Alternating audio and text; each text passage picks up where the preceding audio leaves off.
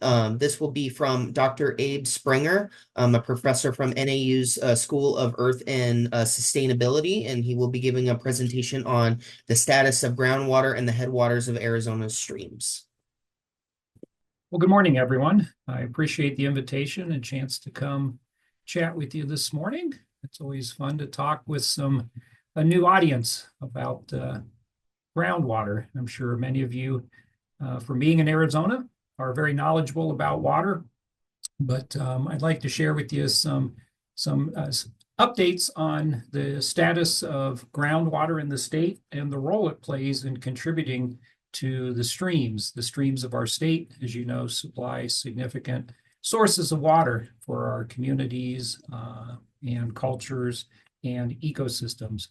The picture I'm showing you here is the source of the Verde River. These are the headwaters of the Verde River up near Paulden, Arizona. Beautiful place you should visit if you ever get a chance. So most people, when they think about water, just immediately think about the Colorado River. So I want to start there, but then delve in deeper to our other more important water supplies. The Colorado River, as you see here from this map, the Colorado River Basin covers 7 states, and it crosses 2 countries.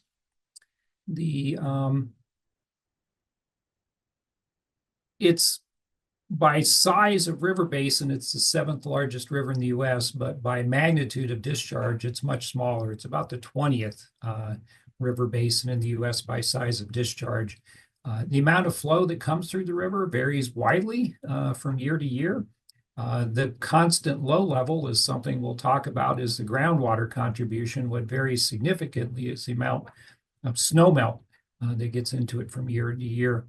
As we know, in the Colorado River Basin, it's a significant source of water for many people, for industries, for agriculture, for communities.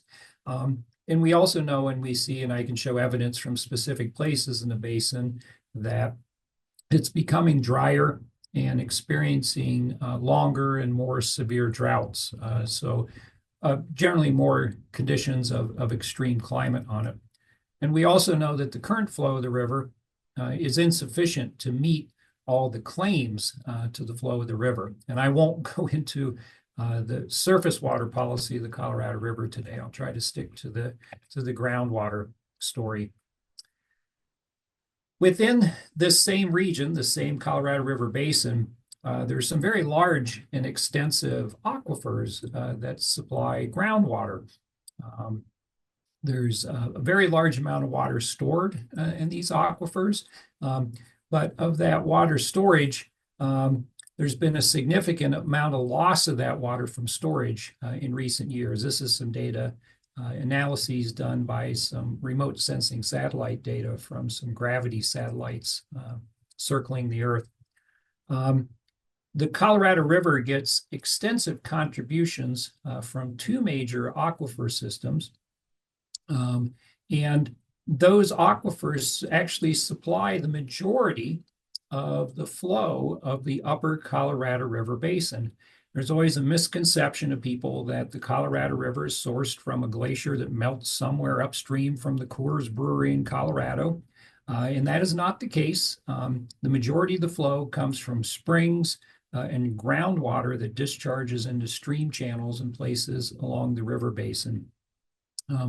And despite this fact of how important groundwater is to the flow of the river, the surface water management of this river system continues to be the focus of all management. But most of the declines of flow in the basin are actually related to groundwater. Our research group has had the opportunity to look carefully at this reach of the Colorado River. So I'm showing you the reaches from the canyons of the Escalante through Glen Canyon, Marble Canyon, and Grand Canyon.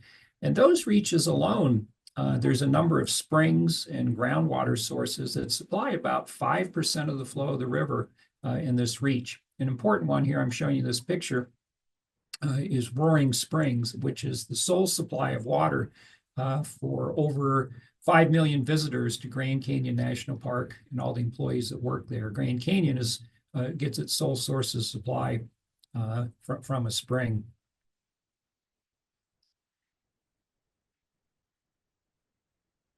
ultimately, so I'm going to leave the Colorado River Basin and tell you a little more about the state of Arizona and the distribution of water and where groundwater comes from in the state. Um, Water in Arizona, it ultimately derives from precipitation.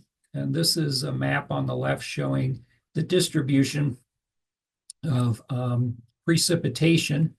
So the darker green colors are over 35 inches of precipitation a year, and the lightest green colors are generally less than 8 inches of precipitation a year. So precipitation across Arizona is generally distributed with higher amounts in the higher elevation areas. So as you guys know, as the air masses from the Pacific Ocean travel across the North American continent, when they raise up across the Mogollon Rims or the Sky Islands or the White Mountains or the Kaibab Plateau, that water cools off and the water falls. Mostly the water falls in a solid form. Some does happen to warm up on the way down.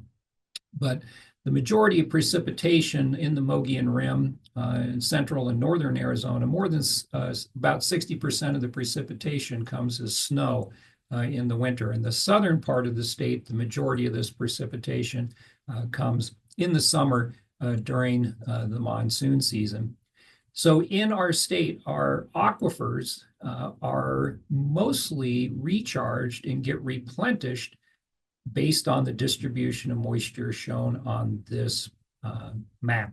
So most of the recharge to our aquifers occurs in the high elevation areas where the snow melts and seeps down to and recharges the aquifers or comes off as snow melt in the streams and recharges through stream beds. The picture I'm showing you here on the right here is from the Kaibab Plateau north of the Grand Canyon, and you can see snow melting on here. And what's unique about this region is that the surface is riddled with lots of sinkholes. They're natural features that form on the top of the rocks that form the surface of the Kaibab limestone. So when snow melts there, it all rapidly seeps and goes down into the aquifers and recharges them. So these are some facts about the state. I know some of you know these, some of you may not, so I just wanted to review them quickly.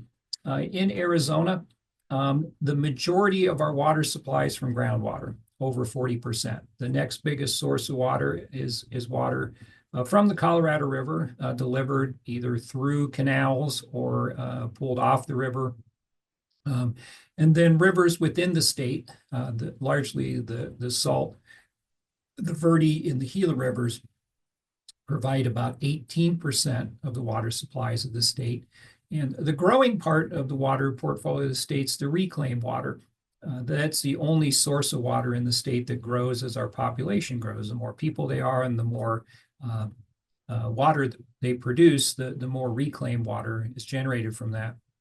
The other thing our group and others have spent a lot of time on recently is looking at this in-state rivers flows component. I mentioned to you, and I'll show you more details of this, a lot of that flow originates as groundwater. It's not from summer monsoon storms. It's not from melting snow. So this groundwater number I show you here, 41%, is a little deceptive because of the in-stream flow part, about half of that flow is contributed from groundwater. So groundwater really makes up about half of the water that's the supply for our state of Arizona. So it's a very important component of our state's water supply. How is that water used? It's still mostly used for agriculture, largely irrigated agriculture in the lower elevations of the state. And then municipal use makes up only about 22% of our total use, and then some is still used by industrial use. And if you want more information, you can go to the Arizona Department of Water Resources, and they have more details about this water use around the state. Other interesting trends about water use within the state. Our population, as we know, has been steadily increasing, but the total amount of water use we use has been declining actually since the 1980s.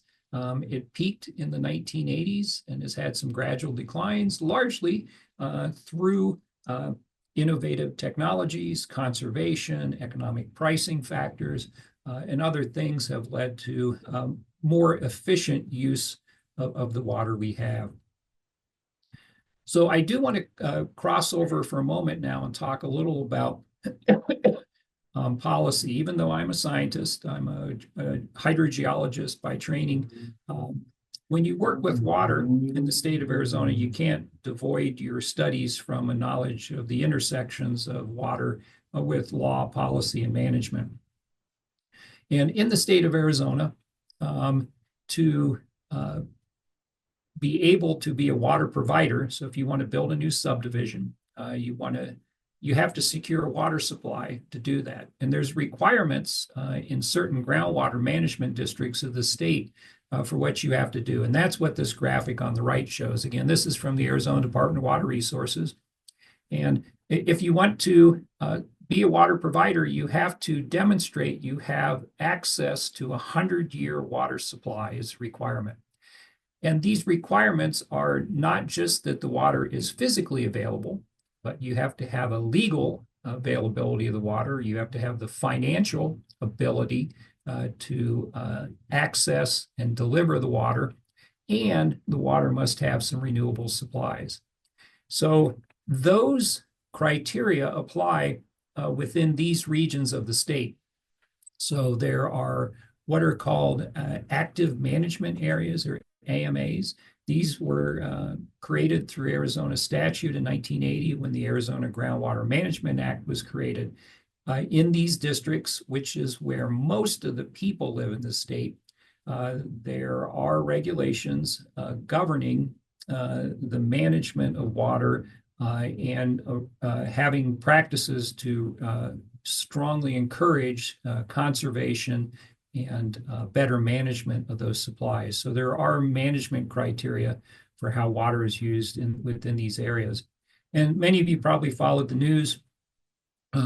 This Groundwater Management Act of 1980 had a 45-year period to achieve the management target that was set in the act. That period ends soon in 2025. So there's been a real effort of the state agency and our governor's office to find new and better solutions on how to achieve the targets of management that the Groundwater Management Act set out to accomplish. There's been a lot of new discussions. I've had the privilege to serve on the Governor's Water Policy Council. My role specifically is with the rural groundwater components of improving management.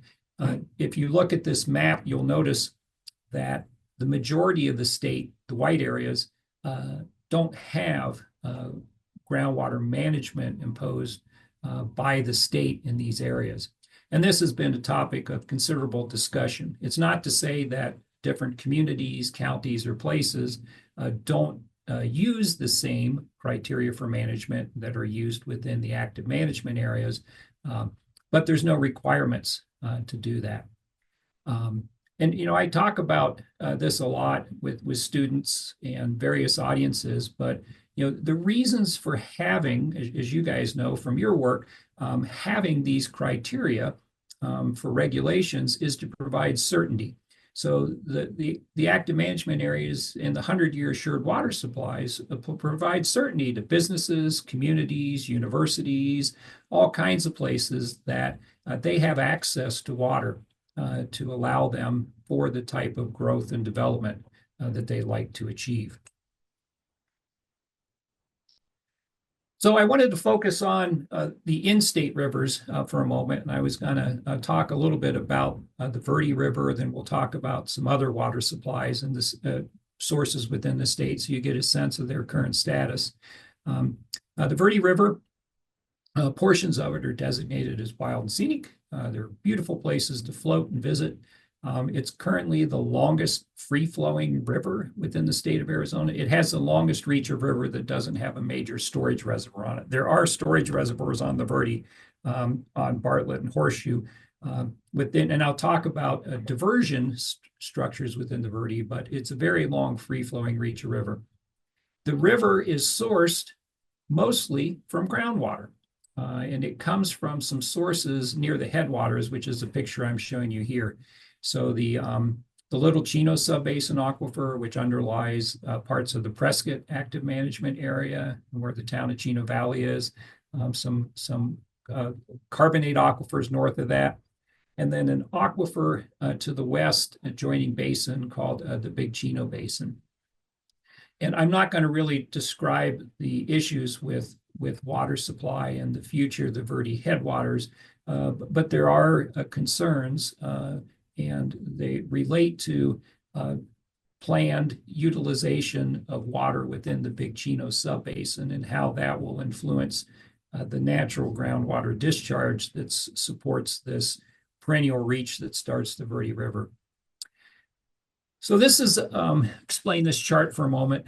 This shows you with the x-axis the river mile and distances from where the Verde River starts flowing at its headwaters at mile 0. And then the y-axis shows you the amount of flow the river accumulates from groundwater, from springs and groundwater discharge into the stream channels. So in the first mile of the river, it picks up a significant amount of flow, about 14 to 15 cubic feet per second. For those of you who don't work with these units and numbers, a cubic foot is about the size of a basketball. So if you want to think about the quantity of flow that's 15 cubic feet per second, there's 15 basketballs flowing by you every second. Gives you a sense of the volume of water that's traveling through the river channel. And then the river channel picks up a little bit of water until it gets down to Clarkdale in the Verde Valley. It gets some water from Sycamore Canyon through the reach of the Verde from Clarkdale down to the mouth of Oak Creek. There's really little to any input. Oak Creek has a lot of springs on it that provides a lot of contribution, as does Beaver Creek and West Clear Creek further downriver. So by the time you get down to the town of Camp Verde, near the base of the Verde Basin, the river's flowing at 200 cubic feet per second, and that's contributions from groundwater flow. And the picture on the right I'm showing you here is a picture of the Verde River, just north of Camp Verde, just below the confluence of Oak Creek. So just to give you a little more sense of how the Verde River flow fluctuates seasonally, this was some interesting work the USGS did, where they took an army of their staff and volunteers onto the Verde River. And over one day, every dot on these lines shows you a place where they went and measured the flow of the Verde River. So what they did was they measured the flow of the Verde up above and below every tributary stream channel that came in: Sycamore Creek, Oak Creek, West Beaver Creek, West Clear Creek. And they also measured the flow of the river before and after every irrigation diversion structure. So this reach of the Verde River has about 10 irrigation diversions on it. And they're utilized mostly for irrigated agriculture. And they're historic uses of the Verde River. So if we look at this blue line, the top line on here, this is essentially the line I showed you on the previous graph. So this was a measurement done of the flow of the Verde River in the winter of 2011. So in the winter time, the irrigation ditches are turned off. People aren't diverting water from the river. So the flow of the river is unaltered by any human uses. So we see that the river gains flow through this reach, as I showed you on the last slide. So it gets up to about 200 cubic feet per second by the time it leaves Camp Verde. But another synoptic measurement was done in a condition of the river when it was in the middle of irrigation season and before the monsoon season. So in that time of year, there's no runoff coming in, there's no snow melt. The river only gets contributions from groundwater, and it gets significant diversions for irrigation systems. So this red line shows you this condition of the Verde River. So the Verde River, just below Clarkdale and near Tuzagut National Monument, has a couple of major diversions that diverge almost all the flow of the river. And then some of the water spills right back in and seeps back in. And then Oak Creek, it has significant diversions. There's a number of irrigation ditches along Oak Creek that divert a lot of its flow. But in the summer, it's not fully diverted. It does have flow through it. And then there's 4 major ditches below Oak Creek on the lower Verde River, down through the Yavapai Apache Nation and through the town of Camp Verde down to West Clear Creek. So in the summer, the Verde River, when it leaves this reach, is significantly lower flow than the winter because of those diversions of water. And again, the water is largely groundwater flow. Streams flow in Arizona year-round because they have groundwater in them. It's not because we have snow melting year-round or because we have rain continuously that leads to runoff in channels. I'll take you to another system. Some of you may know, some of you may not. I assume a lot of you have spent time in the Grand Canyon the last 2 years. You know it's really annoying because of all the construction work that's limiting access to trails, but you may appreciate the reason why that's being accomplished is for improvements to the park's water supply system. Grand Canyon National Park receives all their water supply from Roaring Spring. The picture on the right I'm showing you is that spring. It comes out of a cave that comes out of the regional limestone aquifer unit of the Kaibab Plateau. Over 10 years ago, we placed some equipment about 800 meters inside the cave in conjunction with Grand Canyon National Park to monitor the discharge of flow in the system to help the park understand the sustainability of this source, its resiliency, and we also look at the influences of climate and water quality issues on this spring. And if you haven't seen it, what the park is doing now is they're replacing and renovating the entire Trans-Canyon water line system. So this is a park-provided schematic of what the system looks like. Some of you, I'm sure, know this, but on the right is the intakes into Roaring Springs. There's a pipe that currently goes down through Bright Angel Creek. It goes across the Silver Bridge, across the river, and there's enough gravity to push it about a third of the way up the south rim to Havasu Gardens. And there's a pump house that lifts it the rest of the way up to the south rim. The north rim facilities also have a pipeline where water is pumped up to the north rim. And all along the pipeline corridor, there's intakes for hikers, for mules, for Phantom Ranch, and for other facilities there.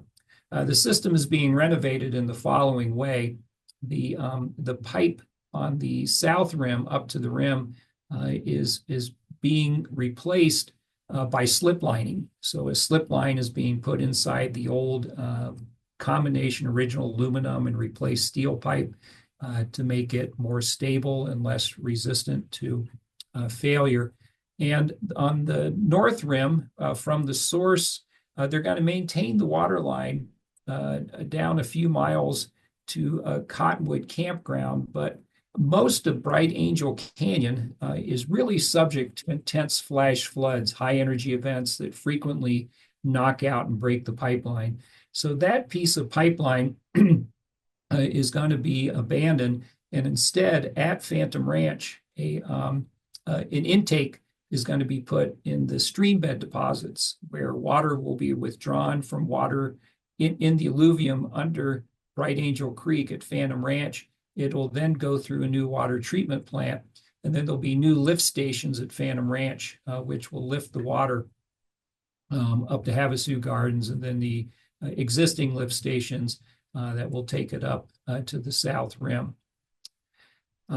So I want to explain the geology and the hydrology of these systems a little bit more so you get a sense for what their status are. And I'm going to do that by first taking you to the south rim. Um, the the TransCanyon water system I showed you here is just distributed around the infrastructure at the south rim. So all the lodges, the visitor centers, the residences of employees, and various places have connections to that water supply.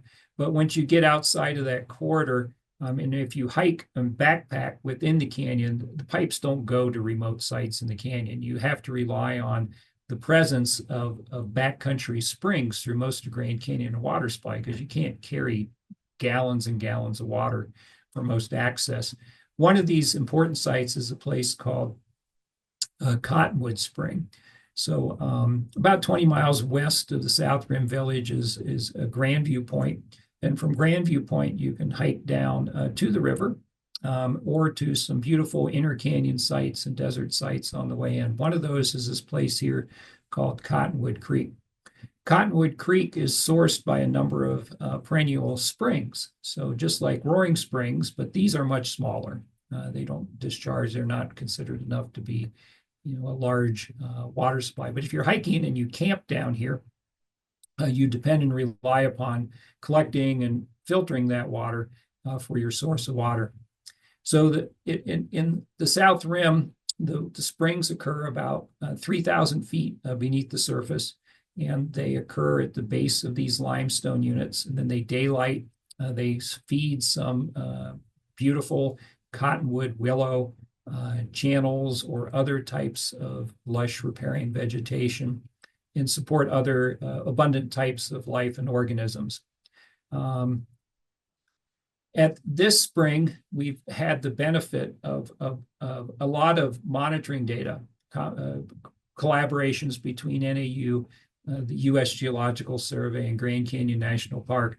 There was a stream monitoring site at this spring that started in the mid-1990s, and up through 2019, we had continuous records of what the discharge of all the springs were that contributed to the spring.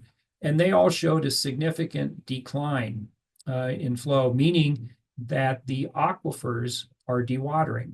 There's a diminishment of storage in these systems that causes less water to flow out laterally and source the springs in the park.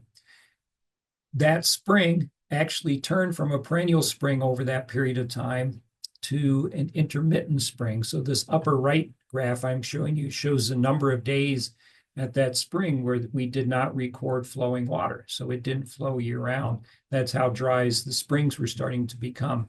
So the question we had was, what is the influence? What's causing this change, this decrease in natural groundwater discharge of flow at the springs? We had the benefit of having a large numerical groundwater flow model that's been used for other interpretations of other processes at the park at other times. And we ran some new simulations to look at, on this bottom right diagram, what's the effects of pumping. So there are about 9 pumping wells in this region, largely at the town of Tucson and south of there at the community of Valley. But they're very small users of water. And then we also simulated the effects of the drought we've been having, the prolonged drought we've had since the late 90s.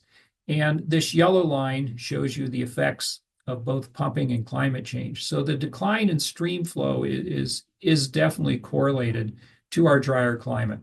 We're getting less and less snow that's on the ground for shorter periods of time. So we have less snow that can melt and infiltrate and recharge these aquifers.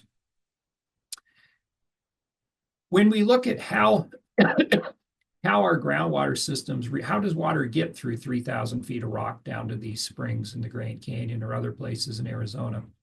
It's a process that has received little study and attention, but some good cooperative work between the National Forest, Grand Canyon National Park, and NAU. We've implemented some dye tracer studies. So I'm sure many of you have done similar dye work and other processes at other places in your careers. But in this case, what we try to do is we try to see if you put in some food grade fluorescent dye, it's someplace where snow melt drops into a hole in the rocks down into the system. Where does it go? Which spring does it go to? How long does it take to travel there? These are some basic questions that help us understand the plumbing of these aquifers and their resilience on how they can withstand changes in climate and recharge. So we've been doing these tracer studies now. This year, we just did our fourth one. We did three studies in the mid 2000 teens. We took a gap to look at more natural tracers of temperature, conductivity, and turbidity in the water. And there's plenty of sinkholes around. This is one in Eastern Flagstaff. So this is a view from the winter of 2004, looking up at Mount Eldon in East Flagstaff. And this white bubble here is the Flagstaff Athletic Club East.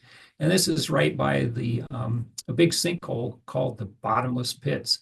And when the Rio de Flag gets so high, its flow all goes into and disappears down this sinkhole and recharges the aquifer. So there's plenty of these around in other places, and they're very important ways to recharge aquifers. On the Kaibat Plateau, we introduced dyes at these various locations you can see here. And these 5 circles are where we did 5 dyes over 3 years. And they went all kinds of places. This red dye here, we saw way out here in the Western Canyon. So these triangles are springs where we observed detections of those dyes. The yellow dye here, we saw down in Bright Angel Creek. The red dye here, we saw way over east at Vasey's Paradise Spring in Marble Canyon.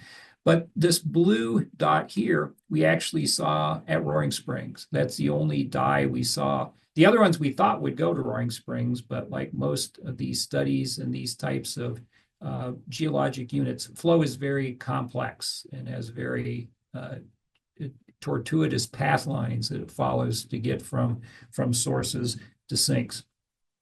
So again, the park is working hard to delineate for this spring, Roaring Spring, where that blue triangle is, what is the area on top of the plateau that sources that spring? And then the park would like to implement types of management practices, zoning, other changes to protect the sinkholes that recharge the aquifer to go to that spring. So that's a very proactive type of groundwater protection program.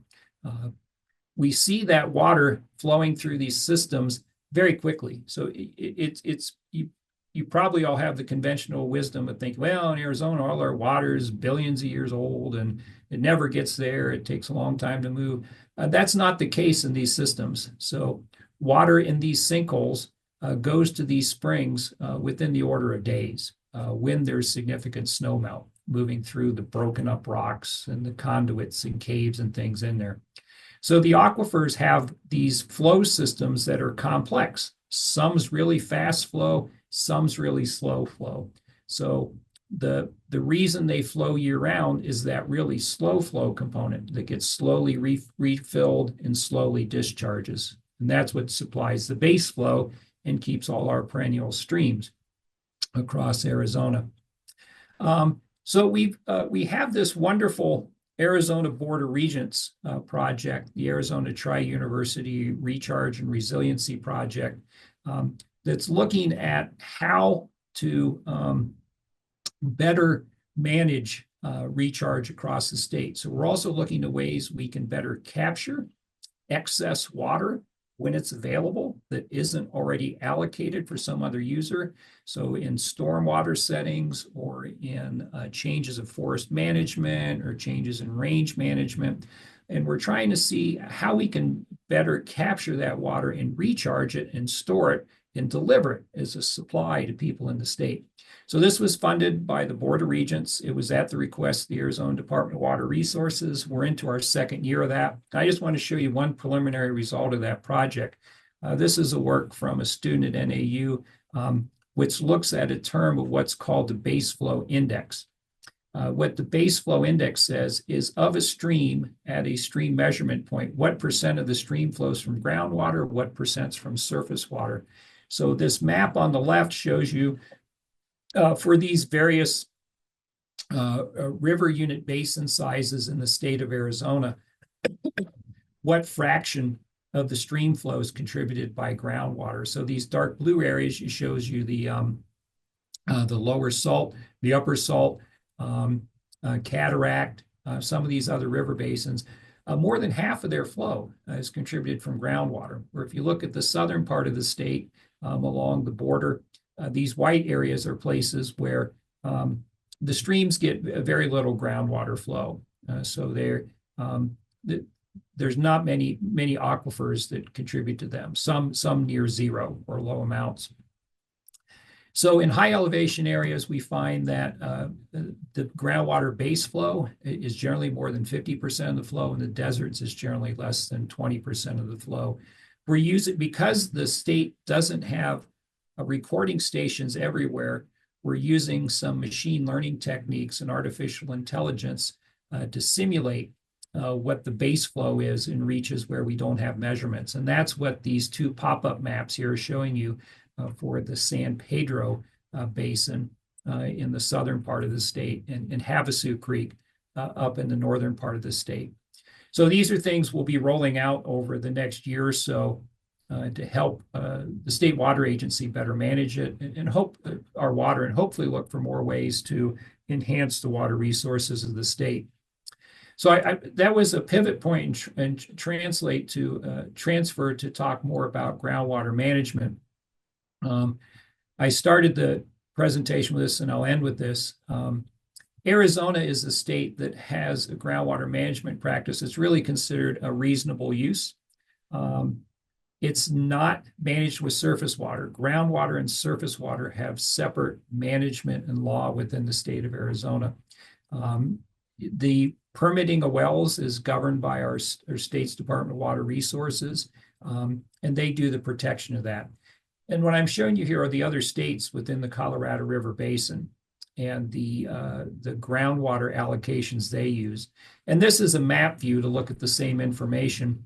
So in the upper basin states of Wyoming, Utah, New Mexico, Colorado, they use a groundwater a policy of prior appropriation. The lower basin states have a more diverse policy base, including the reasonable use of Arizona and the correlative rights of California and the prior appropriation of Nevada. But what this shows you is that groundwater management is a patchwork of state by state.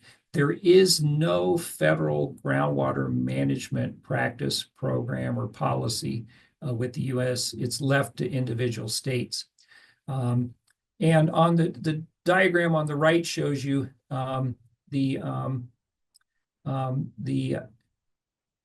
some states manage groundwater and surface water together, some manage them separately, and some do a combination of surface water and groundwater management together.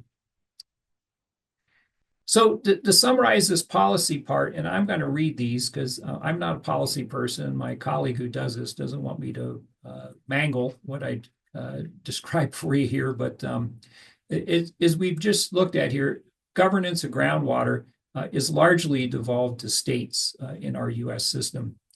And for the Colorado River Basin, that leaves us with a patchwork of policies that are not interchangeable. Most states have only developed a policy once a problem exists. And of all those states in the Colorado River Basin, California was the last to adopt groundwater management policies. Arizona was kind of in the middle of that, and ours was done because of the significant groundwater mining that was occurring that led to the investment in construction and delivery of water from the Central Arizona Project Canal. So what we've been trying to recommend is we think it would be helpful if there was a federal solution or an interstate agreement to manage groundwater, because no one state's groundwater management can be translated to the entire basin. Um, and what happens with our current climate and management practice is what we call this policy feedback uh, uh, loop. So we're currently experiencing cutbacks to surface water due to drought and other climate change effects. And when surface water isn't available to maintain supplies, many people increase their use of groundwater.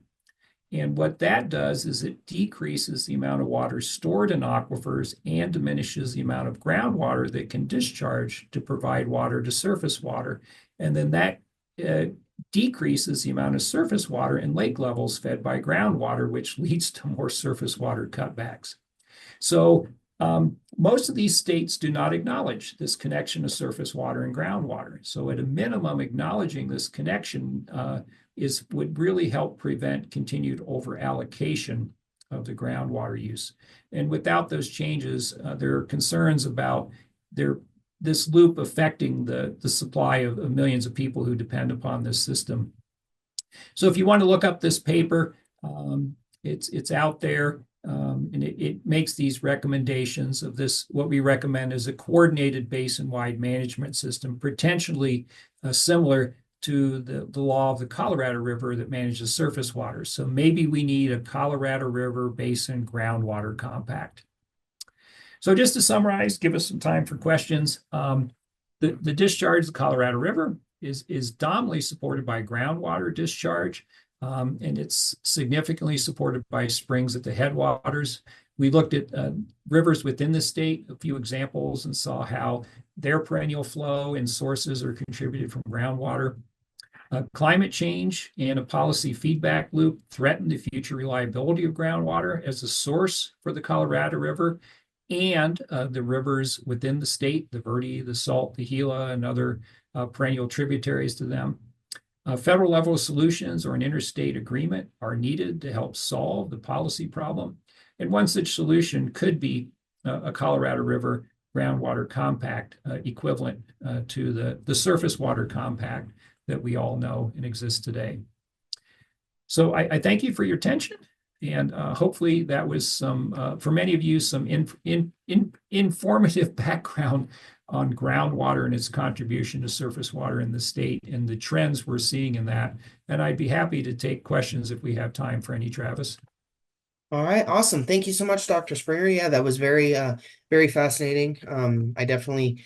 I really like all of the water presentations and all that, especially being in the desert. It's one of those, you know, it's definitely more of a scarce I don't even want to say commodity, but necessary resource that we definitely take advantage of, especially here in the desert. So no, thank you for that.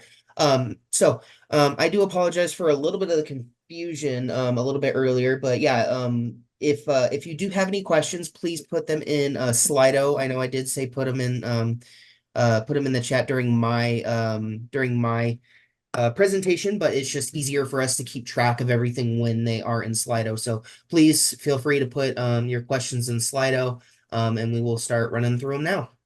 The first question that we do have is, what are your thoughts on Arizona's water supply moving forward in regards to climate change, decrease in precipitation, and snowmelt?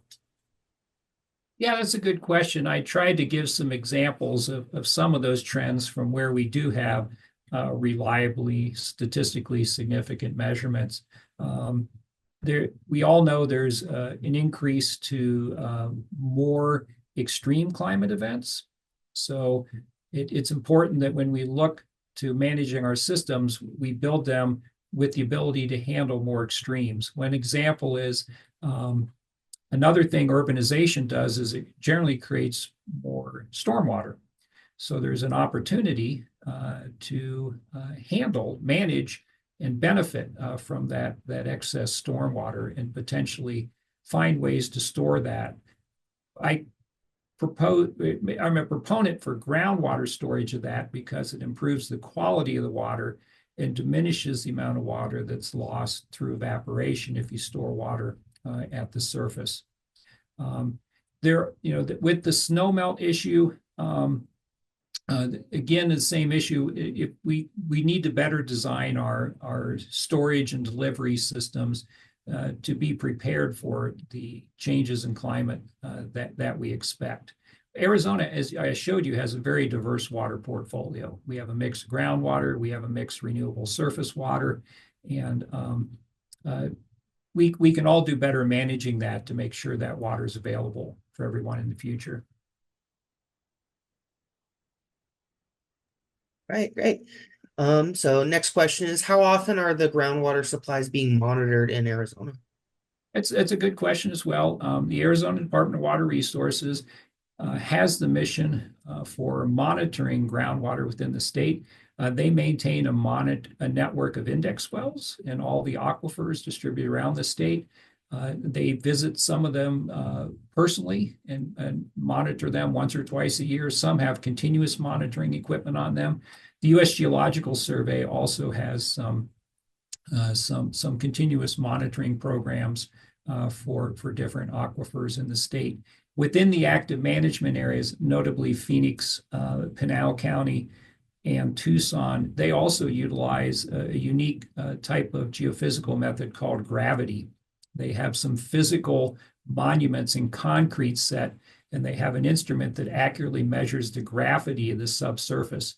And the more water there is, the more gravity there is, the less water there is, the less gravity there is. So they also can do those types of repeat measurements. So we don't always have to use wells. There's some other remote sensing techniques that are helpful for monitoring the status of groundwater. Also, one last thing, we use the discharge of springs to monitor groundwater. What's complex about Arizona and Title 45, our groundwater statutes, is springs are defined as appropriable as surface water, even though we monitor them as groundwater. So there's a bit of confusion in the state on what to classify springs as. Gotcha. Well, thank you. All right. So next question. If tracers are traveling miles over a short time from source to spring, what is the estimated storage capacity of aquifers? That's a good question. And the storage capacity of an aquifer depends on the amount of openings or pores or holes that it has in it. Some units have little to no pores or openings in them, and some have significant. So sand and gravels are excellent places to store water, and rocks tend to have less storage capability. The aquifer I showed you from the Kaibab Plateau is a limestone unit, and it has enhanced storage through dissolved portions of the rock that form enhanced widened fractures and form caves and conduits. Those fractures and conduits can fill and drain rapidly, but they generally are a much less amount of storage than all the surrounding blocks of rock and all the small openings that are in them. So it's a good question. We can rely upon the response of springs to help us interpret how much storage the systems have. Gotcha. Okay. So then moving on. How much does the pumping from the Pinyon Pine uranium mine contribute to the decline in groundwater flow in the canyon? That's a good question, and I'll preface that by saying that I myself and my research group don't monitor or study the Pinyon Pine mine, but my understanding is that the mine uses dewaters perched aquifers above the regional aquifer, but they do have to have a potable supply for use at the mine that does come out of the regional aquifer. In general, the use of groundwater from the big bedrock aquifers of northern Arizona is very minimal compared to the amount of natural snow that comes into them and the amount of water that naturally discharges from springs. Okay. I don't know if you'll be able to answer the follow-up question then, but we do have another question in regards to the mine. So, are we seeing contamination from the mine in the groundwater flow in the Grand Canyon? Yeah, that's a really good question too. And what I'd refer you to, the U.S. Geological Survey has the primacy for doing the uranium studies in Grand Canyon National Park. So if you look for or contact the USGS, you'll find information about their monitoring of uranium within the park. All right. And then do individuals seeking to get a well on their private property need any of this regulation? Good question. I'd encourage you, if you're looking to drill a private well, you should first contact the Arizona Department of Water Resources. Any well that is drilled requires a permit. So it requires you file a notice of intent, an NOI, to drill the well. And then when the well is drilled, you're required to submit some paperwork, a well log, a description of that for that.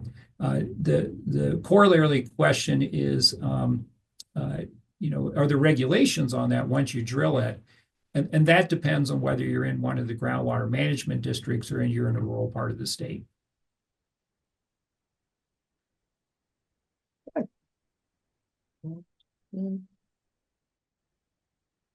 All right. So, what goes into consideration of an AMA? I know that Wilcox Basin area is currently being considered to be put into an AMA.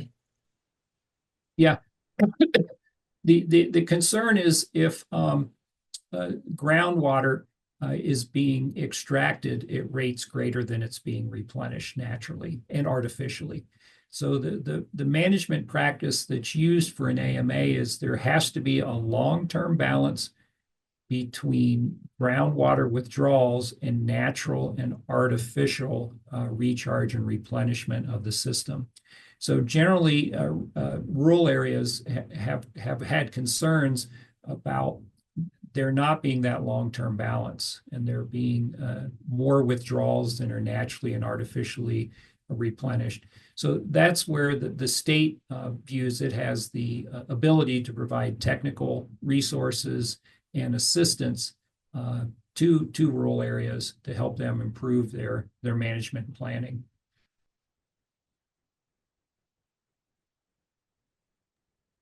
All right. I'm not seeing any other questions coming into Slido. I guess we can give it a couple more, just a minute or two. We do still have about 6 more minutes before breaking out. So if anyone does have any questions, please feel free to put them in the Slido. Maybe I will say I just saw one in the chat box. There was a question about power plants use of groundwater. It is a unique thing now as power plants are being decommissioned. The significant water they use has the ability to be reallocated or to be arrested. The notable example is the Peabody. So many of you remember there used to be this large surface coal mine up on Black Mesa in northern Arizona, and the mine went to 2 different coal-fired power plants, and those have both been decommissioned. The coal mines used about 4,000 acre-feet of pristine groundwater pumped from deep under Black Mesa in the Navajo sandstone aquifer. And since those mines have shut down, the levels in that aquifer have been recovering from the mining of water that occurred there. I don't know if that helps address the question that people had about power plants there.